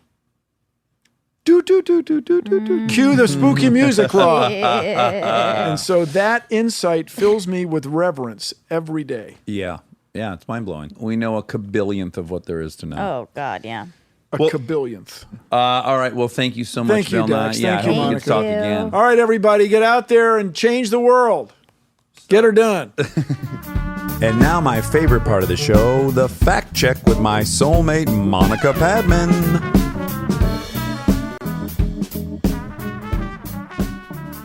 Sweet home, Mrs. Padman. Where the facts are so true. Fuck you. Did you make that up? Right on the spot. Oh, See, it sounded like it. it was good. No, it was good. The fuck you part's not so nice, but Well, that's okay. But you know what that comes from? Back when I was an alcoholic and I used to do karaoke a lot, that was one of my songs, and I added fuck you. And it always, when I would do it, we would all agree, that song should have had that in there. It would have really just punctuated it perfectly. Fuck you. But like in a good, in a positive way, not in an Okay. actual fuck you, as in a fuck yeah. Oh, well, you could say fuck yeah. Oh, but I let's guess you see. can't because Where the skies sound. are so blue. Fuck yeah, you. Nah, it doesn't Nah, work. It doesn't work. It doesn't rhyme, I guess. No longer works. Too bad. Too bad. Well, that was a good song. Welcome. Welcome. How you doing? Good. How are you? Well, you were a little drowsy this morning. I was we- drowsy. We all partied pretty effing hard yesterday. Yeah. Not to blow the illusion of what day it is, but we'll just own it. It's Monday. It's Monday. Yeah. Part 1 of my party was a workout party with Eric. Mm-hmm. Party 2 was Cinco de Mayo Yep. at the Hansons. Yeah. Another great party. Great fun party. And then, of course, rounding it out with the third party, Game of Thrones. Yeah. Sunday night party. We didn't have any food, which could be a strike against it. I regret not ordering pizza when I considered No, we it. had just ate. We didn't need it. We had just Charlie, Perfect 10 Charlie, had made a bunch of carne asada, Yeah. tacos. Yeah. So everyone was pretty full. Everyone got their fill. It was good. No one was really in the mood for pizza other than Jess and I. You're not really supposed to have pizza on Cinco de Mayo. But what if you've already had some tortillas? I guess that's fine. Okay. People have problems with Cinco de Mayo and cultural appropriation. I don't know that much Do about they it. really? So, yeah, they do. Come on. No, they do. It's a thing. Yeah. Oh, boy. Yeah. Do they have it with St. Patrick's Day? No, but I think that's because we're on St. Patrick's Day, you're like a leprechaun. That's not a real person. Everyone's wearing green. They're saying, look at Right. the Irish. They're embracing being Irish. even if I they're not. guess, but you're just wearing, the only thing you're doing is wearing green, but you're not like drawing mustaches on your face and then Are putting. people doing that for Cinco de Mayo? Yeah, and I think Oh. people don't like that. Okay. But it was still a really fun party, Mm-hmm. and Despite all the appropriating. we didn't. Okay, good. Not that I know I did of. see a child wearing a sombrero. I know, with fruit in it. That part probably was Well, weird. it had chips. The one I saw had chips Then and he dip. added fruit. Oh, he added some fruit. I bet Choro would be mad. Charo. I can't believe I remembered. Finally. She had a headdress full of fruit, as I recall, when she was Yeah, the Chiquita the banana gal. No, she's not the Chiquita the banana gal. Isn't Charo, no, Oh. that's a separate person. That's a whole different thing. Okay. Yeah. I'll never quite understand what Charo is. Yeah, none of Yeah. us know. Just the coochie coochie. Yeah. About her dog, And her her beloved dog. Oh, Bill Nye the Science Guy. yes. Yeah, we had William Nye on. Childhood hero of yours? You missed the gap too. No, I didn't. He was definitely, we watched videos in school and stuff, but I just don't remember that well. Was it a nice reprieve from the daunting classroom studies to get to watch something entertaining about science? Always. Anytime you get to watch a video in school, it's a good day. Generally a win. Yeah. I'm trying to think if there was any video I ever saw where I was like, I'd have preferred to have not watched the video and just gotten instruction. No, because then you can talk with your friends, Pass notes, footsies. sometimes massages. Ooh, hair play? And hair play, yeah, depending on our Who you're with. configuration of our Proximity. desks. Yeah, that was a good video. I think there's a ride, maybe at Disney World or something, that was connected to Bill Nye. There was. That was Yeah. in my research. Oh, there was? Yeah, and I resisted the urge to ask him about it because my only interest was really how much money did he make for having an installation at Universal or Disney or wherever it was. Yeah. I just really wanted to know about the money. And then I thought better of asking it. I made the right decision, right? I guess How so. much We might money? have learned something cool about having your own ride. I remember being in line at that ride, but I don't remember the ride specifically. But you know, when you're in line, there's like activation. There's like, Little videos playing. videos or posters or things from the show. Right. Yeah, I have some memory of that. Okay. I used to spend a lot of time at Disney World, as you know. Yeah. It's a great place to spend some time. Yeah. Did you? And you didn't like Epcot Center? No, I think? did. Oh, We you used did. to we used to go for the week, and we'd go to different parks every day. Yeah. And then you can eat at all the cuisines of the world. I mean, clearly not all of them, but quite a few of them. Yeah. Italian, American, Chinese. Yeah, really all the cuisines that we already have here in America. Right. Yeah. At every food court in a mall. Exactly. Yeah. Yeah, Panda Express and Sure. stuff like that. Is Panda Express explicitly Chinese or Japanese? Do you know? I guess a panda's so associated with China. I think it's Chinese. It must be. No, it's like orange chicken. Okay, this isn't like real Chinese food, I don't think. But No, Szechuan? you can't get orange chicken at any like good Chinese restaurant. You can't? Not Like a in my high-end, experience. Chinese restaurant? Or like an authentic Chinese restaurant. I don't find that you can normally find orange chicken there. I've never been to China. I've been to Hong Kong, but it wasn't China at that moment. We've talked about that I know. on here. Yeah. I'm just trying to think of what cuisine I had. Oh, yeah. We were What did you staying eat there? Well, we were staying at a French hotel. Oh, there's probably a lot of fusion there. It was called French the fusion. something Mandarin. The French Mandarin? No, I can't remember. Eiffel Mandarin? The Eiffel Mandarin, yeah. The Okay. Charles de Mandarin. Okay. And, it was a beautiful buffet every morning. And it was right overlooking the river where you'd see, you know what? I just crossed up experiences. Never mind. Uh-oh. That was in Thailand. There's no river watching. There's Hong Kong. harbor watching in Hong Kong. And I now Okay. recall I stayed in Kowloon Bay. Right. And so there was some boat watching, but not quite the same. The particular joy was Bangkok at this French hotel, eating this yummy smorgasbord, and then floor-to-ceiling windows overlooking the river where those guys in the really long boats with the engine hanging way off the back, and they just have a rod they're driving it with, all loaded at the gills with mopeds, you name it. It was very pleasurable to just start your day. But you have no remembrance of the food. Nope. Yeah. Long walk for nothing. Great. Yep. Great. To nowhere. Okay.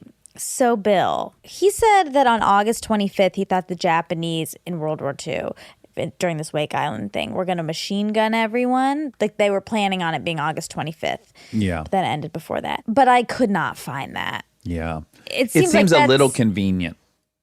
Well, I'm sure I don't know. I'm sure it just requires like a really deep dive to find that, like reading a lot of books on it. I didn't have time to do when did that. they drop the big one? That's what we're wondering. Was it August 24th or something? No, it was before that. It was, I think it was in August in the 20s, but maybe not. Let's see. I don't think so. August 6th and 9th in 1945. August 6th and 9th. Okay. Yeah. It just seems a little coincidental that they were going to plan the machine gunning like that close. You know, it just seems convenient. That's all. Yeah. Like if you're a copy editor or something, or you're working a newspaper, you go, that's a little convenient. Sure. We better really make sure that this is true. Yeah, that's true. So I don't know, guys. I don't know. I don't know if that's true or not. We may never know. The Wright brothers, they crashed dozens of times, you said. Yes, they crashed. Over and many over. times to try to get their thing working. And then he said that they killed someone. I didn't remember that from the book. But. Yes, that happened. Oh. After their success in 1903, the Wright brothers continued their aircraft development. They marketed their two-passenger Wright military flyer to the U.S. Army, which required a demonstration. On September 17, 1908, Orville took to the air for a demonstration flight at Fort Myer, Virginia, with Army Signal Corps Lieutenant Thomas Selfridge as a passenger. Just a few minutes into the flight, the propeller suddenly disintegrated. The aircraft spiraled out of control and it smashed into the ground at full speed. Oops. Rescuers pulled an unconscious Selfridge from the wreckage, and the lieutenant died hours later. Orville was hospitalized for 6 weeks after suffering a broken leg, 4 broken ribs, and a back injury that impaired him for the rest of his life. Ooh. Yeah, so that did happen. What if he was just standing next to the wreckage completely unscathed? I Because he had know. learned how to crash over those Yeah, his hundreds body of... was used to it. Yeah. It probably did help him. It most certainly did. Yeah. He certainly didn't tense up. Yeah, He probably stayed nice and you're loose. not supposed to do that in a car. No. That's why if you think you're going to crash in an Yeah, you're airplane, supposed to get quickly loose. drink 3 cocktails so that you'll be in an airplane. nice and loose Yeah, when that's you a go good down. idea. That's a good idea. Every passenger should have on their person at all times 3 miniature bottles of booze As a safety precaution. as a safety precaution to hit the ground loose. That's a good idea. He said the most employable liberal arts degree is philosophy. Now, in my research, I found economics to be the most employable liberal arts. Is also the highest paying liberal arts major. Economics is the highest paying liberal arts degree and most employable according to 2 websites. Economics.com and useconomic.org. And Join Economics. And joineconomics.com. Yeah, it did feel a little bit propaganda-y in both of those, but 2 We is have good. to believe it, though. It was Written on the internet. written with Yeah, a computer, presumably. probably. Yeah. What does it say? It says it's the only one with the distinction of offering both technical skills and a broad liberal arts education. That combination can prove to be very powerful, arming econ grads with an in-demand knowledge in business, law, and math that looks great on a resume, as well as soft skills that employers really want, including critical thinking, interpersonal abilities, and complex problem solving. I love those soft skills. Yeah. That's all I'm really in the market for is soft skills, from being honest. Not me. No, you want that technical. I like some hard skills. Okay, yeah. hard and mix of hard and I like soft. both. I need both. Yeah. Yeah, I enjoy both. I like soft skills that eventually become hard skills, you know?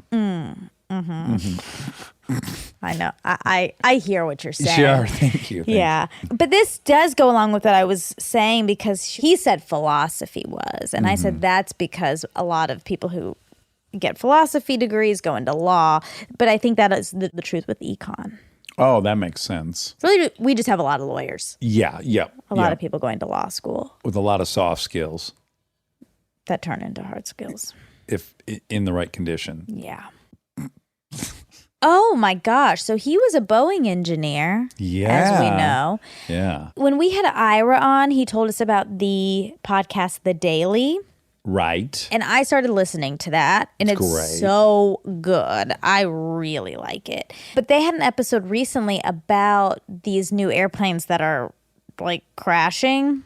Oh yeah, well he was bringing it up. 737 Yes, maybe? that's what He brought it up too. William Nye was saying. He did. I would encourage our listeners to go listen to that episode because it's really interesting and talks to some engineers at Boeing because there's this pressure to get them out. Right. That they're just skipping a lot of steps and not doing the due diligence. And there's like, parts left in that aren't supposed to be. And at the end of the interview, the journalist asked the engineer who ended up leaving because he was like a morally whistleblower. He couldn't. Yes. And she said, would you ever fly on these? And he said, no, not if my life depended on it. Oh, wow. So. Well, although bad, if my life depended on it, you're in a zero loss proposition. You might as well take your chances on the 737 if your life depended on it. Maybe I made that part up. Goodness. But I think he did say that. Okay. Or maybe he said, to say you couldn't pay me. Oh, okay. Yeah. Maybe he said that. Yeah. I don't know what he said, but he does not want to right. fly on those airplanes, No, okay? no, he doesn't. And so I'm never flying on one of those airplanes either. And I also thought, I never check what kind of airplane it is. Of course not. But I'm going to start. The full extent of my research is to figure out if the seats recline a lot or not. Oh, and it had to do with it also where it was manufactured, what facility. So it's hard to get that information. Right. Yeah. Yeah. Anyway, people should listen to that show and that episode because it's really good. They also did a really good one on the measles outbreak. Oh, what did you glean from that? Well, oh man, it's so interesting. We're in the middle of a measles outbreak, Which is crazy. It was so embarrassing for us. It was eradicated. It was completely eradicated in the United States, 10 years ago or something. They declared because of vaccinations. Yes. Exactly. Yes. Some Hasidic Jewish people went to, I think there was some measles in the Ukraine or somewhere. Okay. That some people from Israel went to the Ukraine, then they came back to Israel, and then people from New York, this area in New York, Rockdale, maybe? I don't know. So they brought it back to New York, and now there's a lot of people who aren't vaccinated because of this sort of new trend that happened in the last however many years. And now they declared a state of emergency in New York. Oh my God. And it's in LA, and it's bad here too. And that's the whole problem with these whole things. This is how it gets spread is you can only vaccinate at certain times. So it's when they're born and then 6 months later and then 3 months after that, these 3-part vaccination. Yeah. I got one for hepatitis B or C and it was a 3-parter. Yeah. Right. Yeah, it's a 90% chance if you are contracted with the measles that you'll get it. Oh boy. If you come into contact with it, 90%. Oh boy. So guys, vaccinate. And people's favorite thing is there's formaldehyde in them. Do you know your body makes formaldehyde? That's just a fact. Yeah. So people they cling on to these things. They don't really know what they're talking about. They hear a trigger word and then they're out. Yeah. Well, They hear what's autism really lethal? and then they're out. Yeah. What's really lethal is measles and polio. They debunked all of those papers too. There was 2 or 3 and they were totally debunked, but it's still in the air and in the ether. There isn't any debate about it. But there was for a second. Yeah, until the Danish did the epidemiological study, and that there is no debate. And they also just have 5% respect for a pediatrician who spent their whole fucking life learning about what's good for your baby, and not what you read on the internet yesterday for an hour. I know. Let's maybe go ahead and give some respect where it belongs. Yeah. So that whole thing is a mess, and I just want people to be responsible. Do you think that at any point in that Hasidic population, anyone said, Measles-toff? Oh, boy. Oh, boy. Oh, God. That was a good joke. Part of the episode, the beginning, was about the Hasidic Jewish population and how a bunch of them are mad because now there's not all of them feel this way. Most don't, but a bunch of them do. And there's a lot of history about Jewish people and medical testing and all of this stuff. Yeah, eugenics. Exactly. So there's a healthy skepticism, but not all. And so now it's becoming a stereotype about them. So it's anyway. People are making Measles-toff jokes. Yeah, they are. They are. They they are. So anyway, but that's a really good episode. So people should listen to that too. Or we'll just talk about what happens on the show every day, and then they don't have seems to. unfair.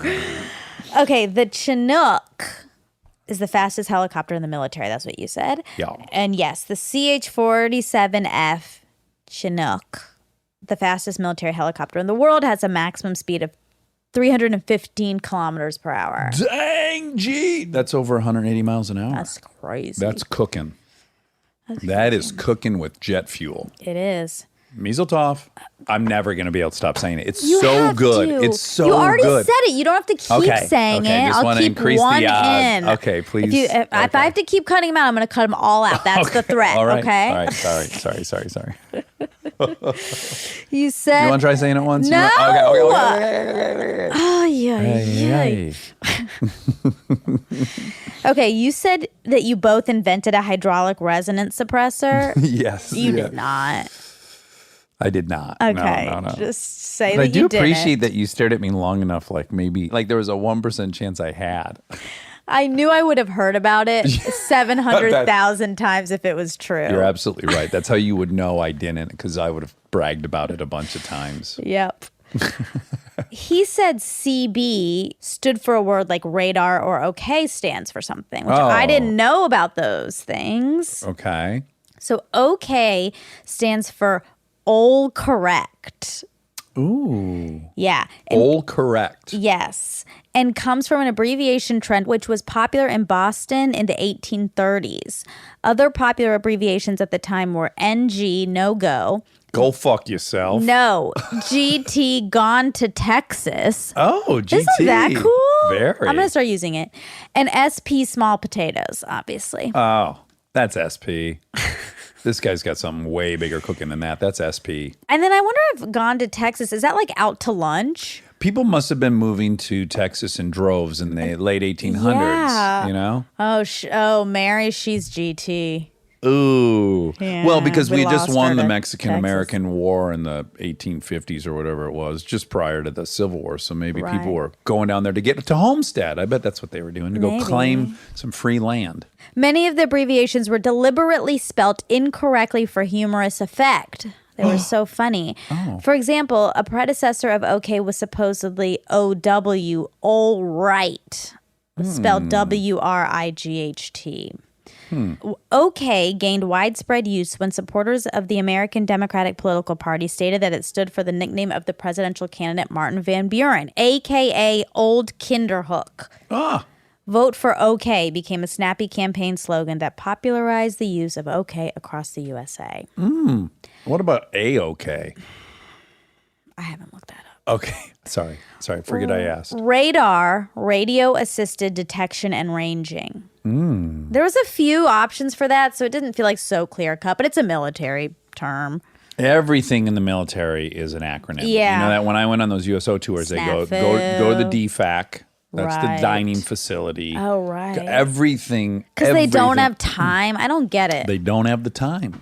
And they're communicating like on radios a lot, so they want to keep it as short as That's possible. true. It's kind of like the entertainment industry. There's a lot of abbreviations when they're on the walkies. Well, a lot of times on a set, they'll say MOS. This take is MOS, which Exactly. means they're not going to record any sound. I know. And then you know what the birth of that was? Most of the sound guys were German at the beginning of this industry, and it was actually mit-out sound. Oh, Yeah. interesting. That's cool. Yeah. So really it should be WOS without sound. That's right. But they or just had a weird NS, accent. no sound. Yeah, but that's not as good. Right. But mid-out sound is MOS. I did not know that. Okay, did Carl Sagan say billions and billions, or was it Johnny Carson parodying it? It was Johnny Carson. And then he took it on. Oh, okay. So it went full circle. So now he does say it, yeah. Yeah. Well, he's passed, right? Well, during 13 episodes of Cosmos, A Personal Voyage. That's where I became exposed to him saying billions and billions. When was that? Oh, in the 80s or something. Seth MacFarlane brought back Cosmos because he's obsessed with astronomy and Carl Sagan. Oh, cool. He said Seattle was the 13th market, maybe the 12th now. As of fall 2009. It had the 20th largest newspaper and the 13th largest radio and television market in the U.S. So that was 10 years ago, though. But even this other website I saw had it at 13th. Mm-hmm. So I can 13th. only imagine it going up. Right. He said, he said maybe 12, but it's Yeah. still, I think it's still 13. Okay.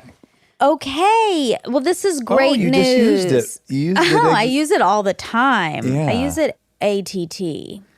all the time. Yeah. What was it? Okay, stand All for? correct. All correct. Yeah. Okay. I'm going to start using the proper. Okay, do. Okay. All correct. So a few episodes ago, you said something that I was unable to fact check because I emailed this question out to an expert and I did not receive the answer in time. But you said it again, and I got the response by now, so it's good. Okay. One of your sources? Yeah. You said in schools now, because of the internet, there's no more memorizing dates. Mm-hmm. So I asked an education expert Okay. in Los Angeles. Okay. He said, generally, he or she. Said, protecting the gender of your... Generally, I would say that this is not always true today, but it is certainly a greater focus of schools to emphasize critical thinking. This is one of the big shifts that happened with the Common Core, the national set of standards that have been emphasized over the past 10 years or so.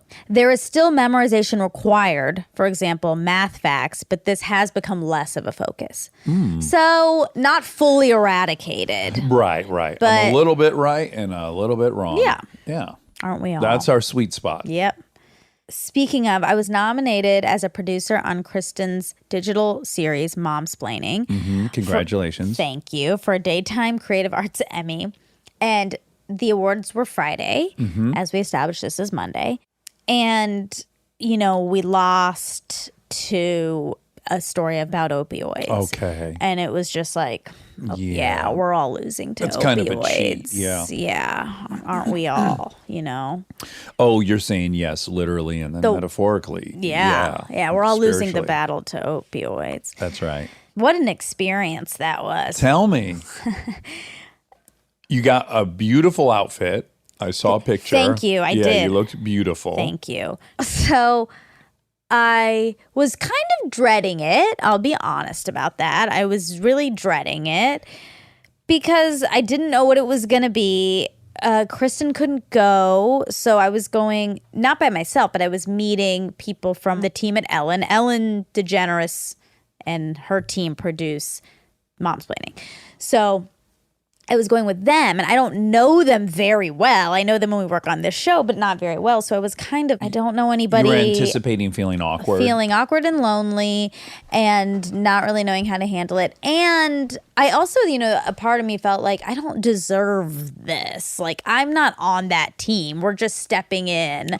You're on that team. You're there when you shoot. You I know. do punch up. You do. I know. No, I'm doing a lot for the show, but I don't know. I'm not in their group. We're Right. just coming in for this one thing and leaving. So I just feel like people must think that I'm just hopping on to Kristen, but I'm not doing anything. I don't know. really It's all quick. in my own head. Sure. But I just want to be specific about it. Who was thinking that? General people at the Emmys or the actual 3 people you were meeting from Ellen's team? I mean, really just like the Ellen team, I Okay. guess. Okay, great. Yeah. But I did vocalize that to a couple people, and so that was squashed, and it was really nice. But anyway, I meet them early, and it's so fun. Everyone's the best. Oh, her whole gang. They're is the best. The funnest. I mean, I knew that, but it's still when you don't know people and Yes. everyone else knows each other super well, you feel like, the outsider. yeah, but they're so nice and inclusive that it was really fun. But what I really felt, because I didn't even think about the fact that there was an award involved until the morning of. And I was like, oh yeah, we could have Emmys at the end of this evening. Yes, I was excited from the get for you. Then I Your wanted competitive spirit took over. Yes, I that hadn't- elite muscle mass. When the elite muscle mass kicked in, I hadn't thought about it once. All I was focused on was a silly outfit and figuring out that day. But then once it clicked, I was really wanting Of it course. to win. Yeah. mhm. And so when we were all sitting there and waiting, there was a lot of anticipation kind of building, and we all sort of really was like, oh, we really hope we win. We really hope we win. And then we didn't. Right.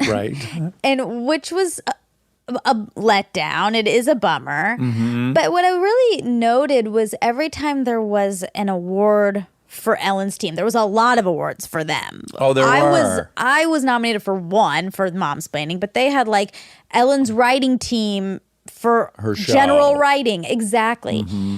So there was like 50 people from Ellen. Wow. And so every time an Ellen Award would come up, the whole group would cheer and get super excited. Yeah. And it was such a fun feeling to be part of a group that's excited about something. Yeah. And on the same team with a singular goal and like excited for people on their team. Yeah. And I was like, oh my God, this is just what it's about, this community. I don't know.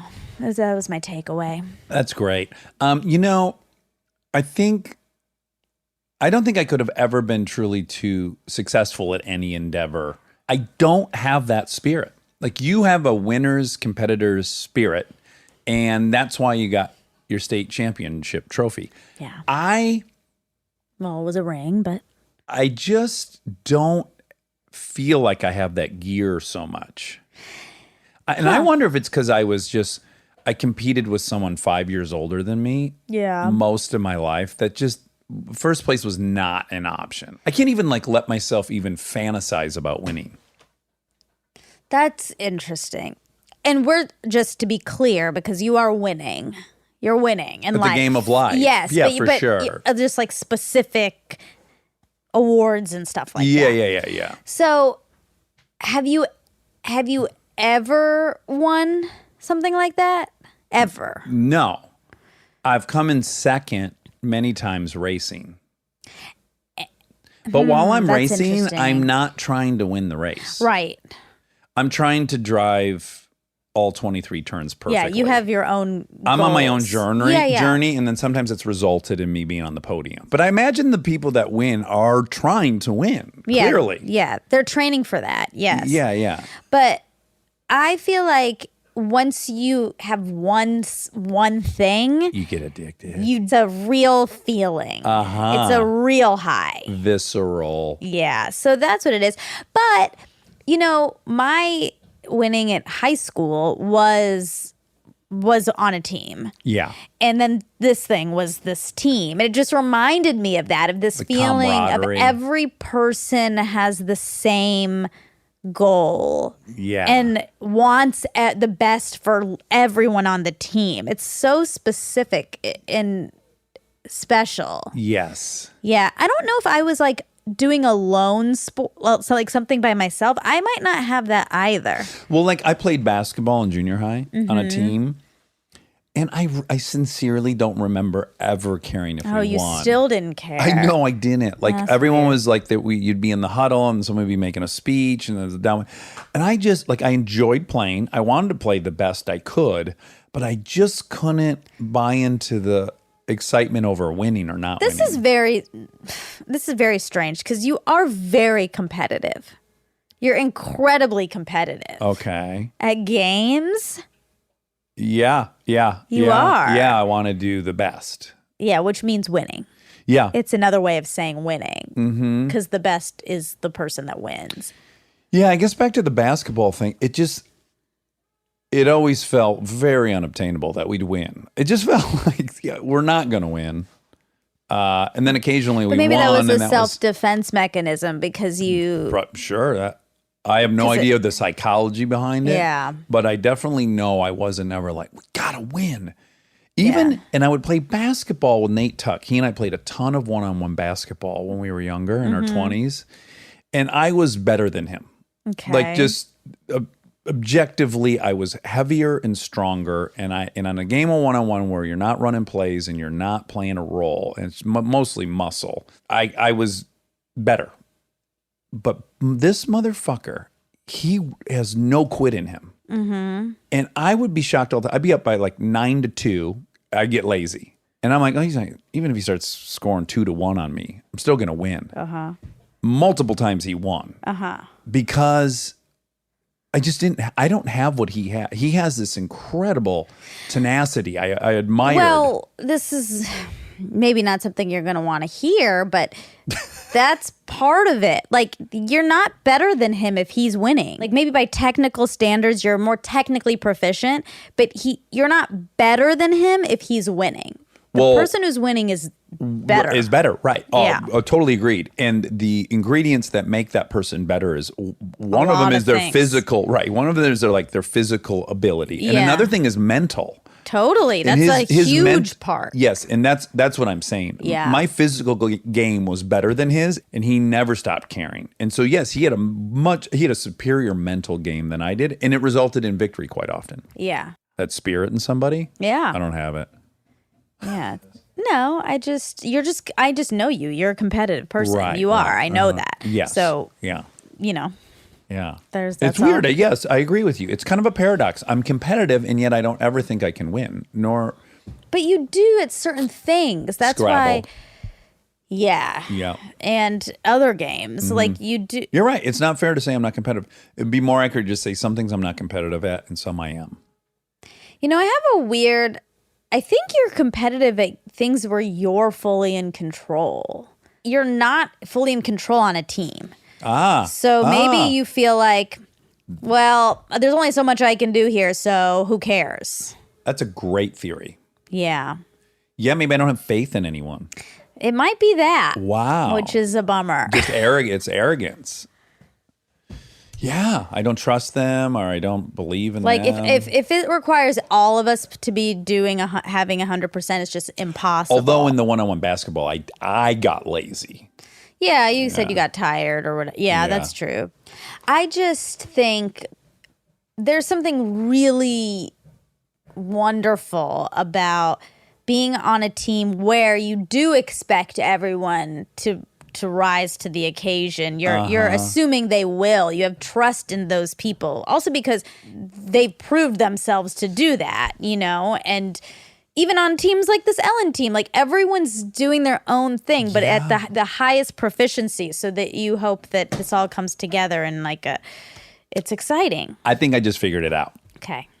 I never got optimistic in those basketball games because it's the same thing about me having the attribution error syndrome. So when someone cuts me off, I just assume they're a fucking entitled asshole because I'm an entitled asshole. Right.